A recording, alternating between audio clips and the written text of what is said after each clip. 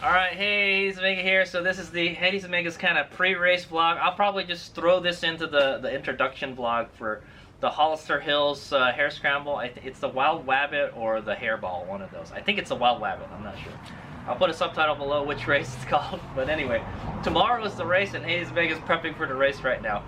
So the last time Hades Omega raced this bike was at Virginia City Grand Prix and it got pretty beat up, okay?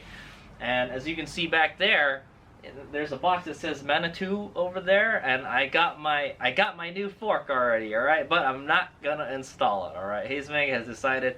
I was kind of thinking of scrambling and just going and installing it and stuff, but I don't know what kind of issues we're gonna run into installing it, so I said let's not install it. Plus it would be nice to take it out for a test ride to kind of tune it and stuff.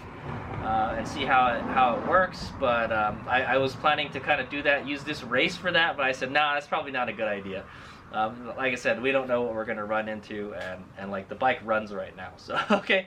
So we're going to stick with the old RST Killa fork, all right. But what Hades Omega's going to do is we're going to use, so the last time, this is a pretty good race for the Killa fork because the Hollister Hills is kind of flat, all right. It's flat in a couple places, okay. It's more flat than Metcalf. So the less gnarly the terrain is, the faster I can go on the light V. I know that, all right. And that's why I do pretty good in this race, all right. So what we're gonna do is I'm gonna swap my plan is to swap the 19 for the 21, all right. The day after, we're going to be racing the Hak Mazada backyard burner race, depending on how beat up I am, alright? We'll go and race it. But for that race, I want to have the 19. Hades Omega thought that the race was last weekend, so that's why I put the 19 on there, alright? But I found out it was actually the next weekend, so it's actually a day after the Hare Scramble. So I'm going to put the 21-inch front on, alright, because I think this will help us on the Hollister Hills Wild Wabbit. It should help us get over the rougher terrain better, all right. And yeah. So what else? Also, another thing we're gonna do is we're going to install a softer fork spring. Okay, so I'm gonna try these blue springs out. This is the spring that came with the fork. Okay, and it's way too stiff with the red springs. So I'm gonna see, maybe this blue springs would be better. All right, we're gonna give the RST Killa one more shot. Okay, but the dampening just sucks. All right, or the shock absorption sucks on the RST Killa, the black one with the red spring. And I do know, I'm pretty sure the black fork, all right, the Sauron one. This isn't the Sauron one. This is just like a mountain bike one, but it's pretty much the same fork. It just doesn't say Sauron on it. And I'm pretty sure it comes with a red spring, all right. So the guy that told me this, he gave me these springs, all right. And I have 2 blue springs and 1 red spring. The red spring's in there right now, and it's just way too stiff with the red spring. But the good thing about the red spring is I don't bottom it out, all right. If it's one thing that this fork doesn't do, it doesn't bottom out, and if it does, it doesn't bottom out very harshly. Okay, so we might want to be careful on those jumps. So that's what I'm gonna say. All right. I know we're gonna be riding on the motocross track, so yeah, Hades Omega, try to keep the front up. Okay. That's what I'm gonna say. All right. Try not to bottom out the front. Yeah, we're gonna give this fork another chance. All right, and then and yeah, so we're gonna go put the blue springs in. Maybe it'll be better with the blue springs. So I know what my white RST fork was much more plush than the black one, all right, but I put the red spring in the black one.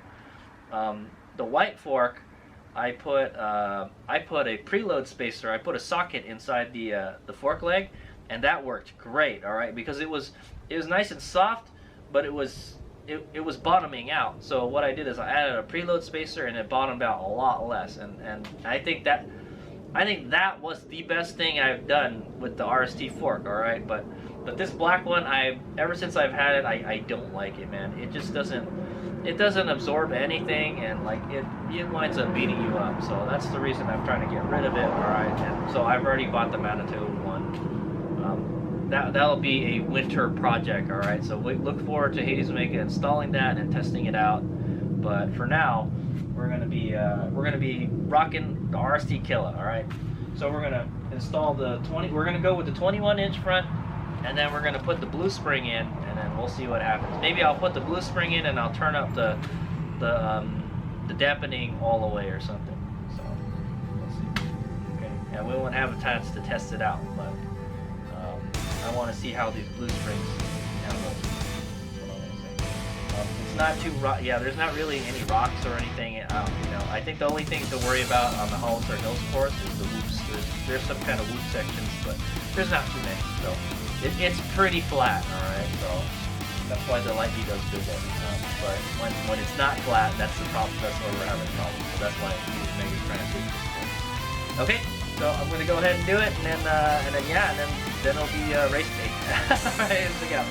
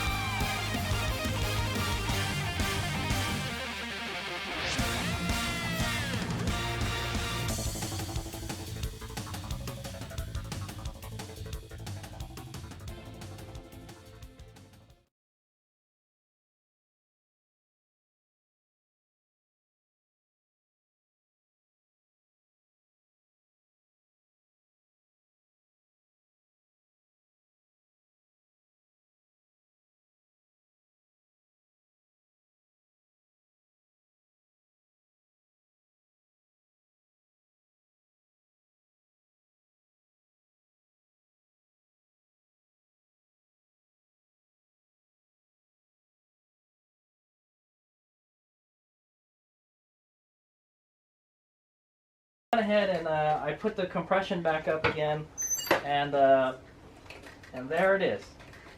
That's how soft it is. All right. It does look like I need to adjust my headset. Yeah, I do need to adjust my headset. Maybe I can do that real quick too. I need to tighten the headset. It's gotten loose after a while. All right, but I think this will work. If anything, the back is too soft now. These forks are still in good shape, that's for sure. They're just not good forks, that's all. Okay, so I'm gonna go and clean up all this grease here, and I think we're done. Hades Omega is done tuning the bike. We will see how this works at the Hollister Hills Hare Scramble. All right. So, yeah. Alrighty. Hades Omega out. Wish me luck.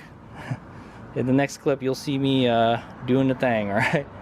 But yeah, it feels fine with the blue spring. Maybe it was just oversprung with the red spring. That's what I'm thinking. Maybe. I will see if I can. I will go tighten the headset too. It looks like it needs to be tightened. So, but that looks like about it. I mean, I know why bother tightening it, man. Because we're gonna go race thing. You know, we're gonna take it apart after we're done racing, anyways. But all right, Hades Omega out. Okay, check this out, guys. Complete. So I'm loosening all the clamps and stuff so I can tighten up my headset, and then a bunch of water just started oozing out of it, man. So that just goes to show you how, you know, there was water trapped in there. I don't know how it got in there, and it's never came out until I loosened the bolts around here, and then it started coming out.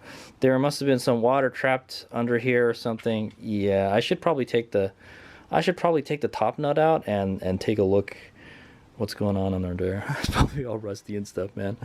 Who knows? Yeah, dude. Water race, no good, dude. All right, well, it looks like my rear shock looks okay still. I'm gonna see if I could find another fast ace shock. I do like this shock. I think this is a good shock, you know. I like it better than the D&M one. The D&M one is the easier one to get right now, but I think the fast ace one is a better shock because I sat on a bike with the D&M fork and a D&M shock, and I didn't like it, man. It was all bouncy and stuff. I was like, ew. So I don't know what the deal with that is. So I like the fast ace one.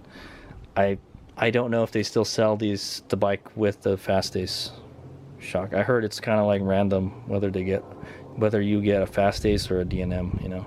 Same thing with like the fork, you know. All right, yeah, so I'm gonna go tighten this bad boy up, and then I'll get it. I can definitely feel it when I move the handlebar. I can feel like a little clunking sound, so I'm like, yeah, I think it's time to tighten that.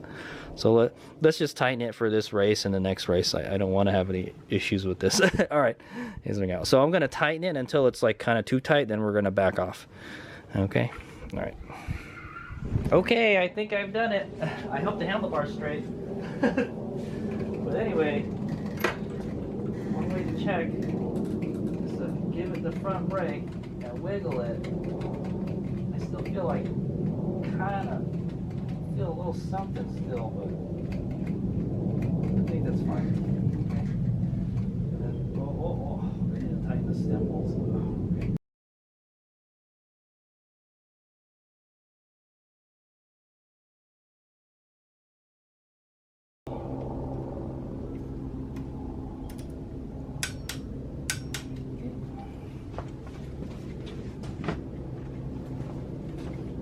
Do the check again.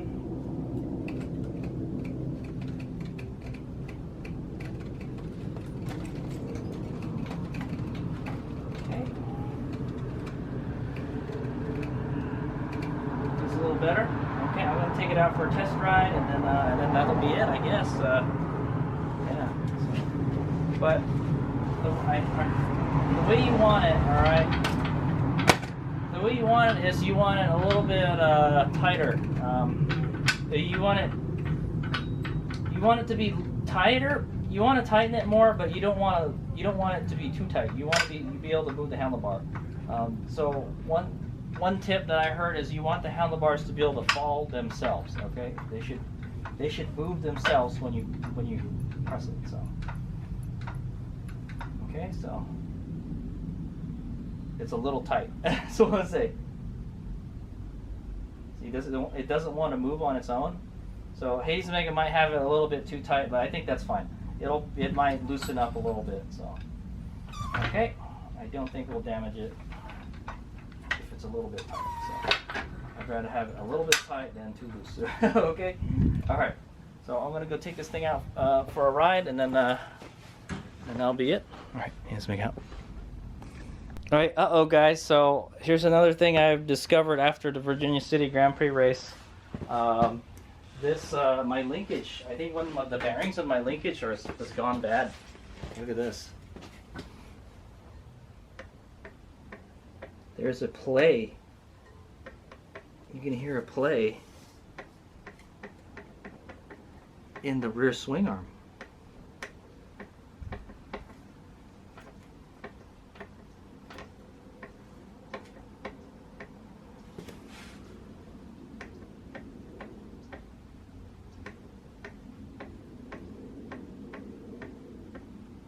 Yeah, I think it's this bearing right here.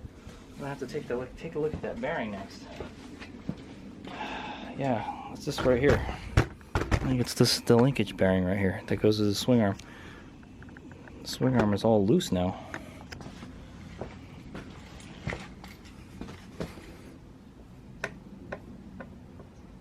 Maybe I just need to tighten it. I don't know. So what I'm going to do is I'm going to take this bolt out and then see what's going on in there. If it looks okay, we'll just put it back on and tighten it. Hopefully it'll go away. That's not normal. It's not supposed to be bouncing around like that. All right.